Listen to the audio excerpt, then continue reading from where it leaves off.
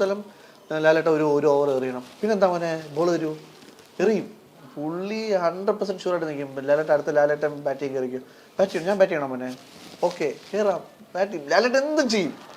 പിന്നെ ഈ CCL മാച്ചിനായിരുന്നെങ്കിൽ പോലും ബാക്കിയുള്ള ടീമിന് നമുക്ക് തെലുങ്കിലാണെങ്കിൽ വെങ്കടേഷ് സാറുണ്ട്, ഇപ്പുറത്ത് മറ്റേ സുനിൽ ഷെട്ടി, പിന്നെ അതേപോലെ ചെന്നൈക്ക് അങ്ങനെ വലിയ ഇതാരും ഞാൻ സീരിയൽ കണ്ടിട്ടില്ല. പക്ഷേ അവരൊക്കെ ഉണ്ടായിരുന്നു, സൂര്യ സാറൊക്കെ ഉണ്ടായിരുന്ന സമയം ഉണ്ടായിരുന്നു.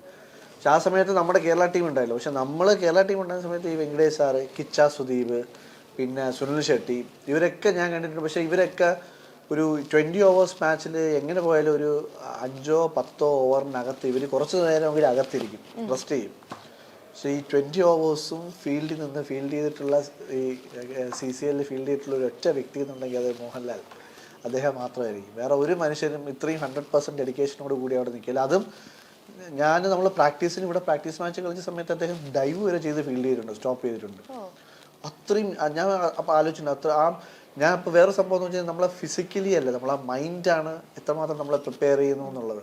അദ്ദേഹം എനിക്ക് പറയുമ്പോൾ രോമാഞ്ചം വരുന്നു. അദ്ദേഹം അത്ര സ്മാർട്ടായിട്ട് ശരിക്കും ഒരു പ്രൊഫഷണൽ ഫീൽഡർ ഫീൽഡ് ചെയ്യുമ്പോൾ ഡൈവ് ചെയ്ത് ഫീൽഡ് ചെയ്യണമെങ്കിൽ സ്റ്റോപ്പ് ചെയ്യണം ഞാൻ കണ്ടിട്ടുണ്ട്.